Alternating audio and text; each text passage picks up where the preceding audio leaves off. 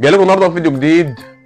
ما تنسوش تشتركوا في القناه وتفعلوا زر الجرس علشان يوصلكم كل جديد. قبل اي حاجه ما تنسوش صلوا على الحبيب ويلا بينا.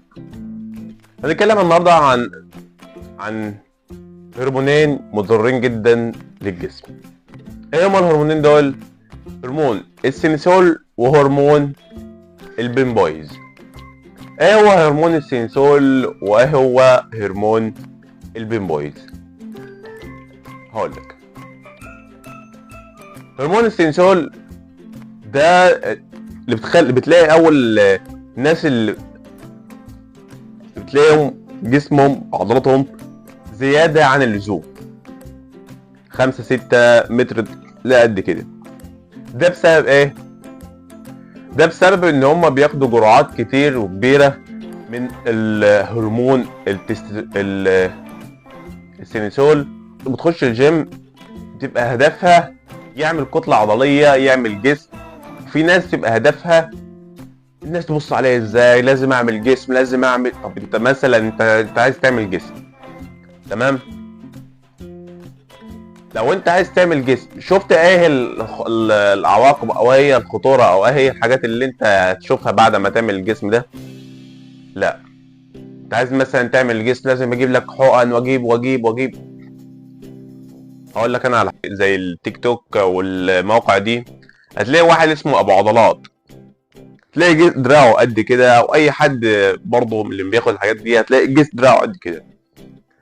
ودراعه من كده ليه؟ ده من السينسول والبنبويز، تمام؟ السينسول والبنبويز الاتنين دول لما بتاخدهم بيخلي العضلات والالياف بتاعه دراعك بتتلف جدا، تمام؟ فلما انت بتاخد ال5 جرام ولا 6 جرام من الحقنه بتحطها في دراعك، جسمك كله، لو انت حتى عندك عرض قليل جدا من السرطان، جسمك كله بيتصاب بالسرطان ويجيلك اصابه ان انت لازم ايه؟ يجيلك تبتر دراعك. يعني ايه تبتر دراعك؟ يعني تشيل دراعك كله.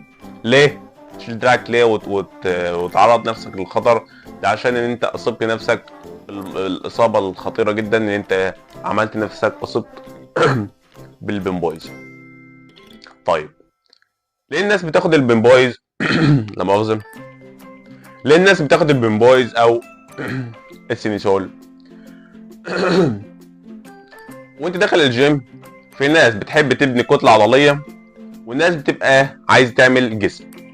الناس اللي بتبقى عايزه تعمل جسم ما بيهمهاش مثلا الخطوره اللي هتحصل من ورا اللي هم يعملوه ده، او اللي هم يعملوه ده ايه هي الاخطار اللي وراه. لا، ما بيهمهمش. المهم الناس تقول له الجسم ده، الجسم الجميل ده، ايه الحلاوه دي، ازاي عمل كده، ازاي، تمام؟ وممكن يبقى الجسم ده يبقى جميل معاه لمده يوم، 3 ايام، 5 ايام، قول شهرين، 5 شهور حتى، تمام؟ بس بعد كده هيبقى في اعراض جانبيه زي ايه؟ فشل في الكلى، ممكن يجيله سرطان كمان، وممكن كمان يجيله بتر في الزراعه، تمام؟ فعلشان كده ما ينفعش اي حد كمان يقلدها. مش كمان حكايه تقليد. لو من جبنا كمان من حكايه ايه اللي اقدم وايه اللي موجود هنا من زمان، هنقول لك ان البنبويز اقدم من السينسول. البنبويز بقاله 12 سنه. البنبويز بقاله 12 سنه، بس اجا مصر بقاله 5 سنين، تمام؟ اما السينسول موجود في مصر بقاله 8 سنين والناس بتاخد منه. لكن ده مش اللي هو حاجه حلوه يعني الناس تاخد منه، وده سبهل، لا، مش نظيف، مش حاجه حلوه كمان. الهرمون بتاع السينسول والهرمون بتاع البنبويز ده بيكبر ايدك بطريقه حلوه، بطريقه كبيره كده، الناس تفكرها ده حاجه جميله فياخد بزياده. وده بيدمر جدا الاعصاب والاوتار بتاعت ايدك، ممكن كمان يسبب لك في الوفاه. لو انت ما قطرتش ايدك يسبب لك في الوفاه. ده كان الفيديو بتاع النهارده.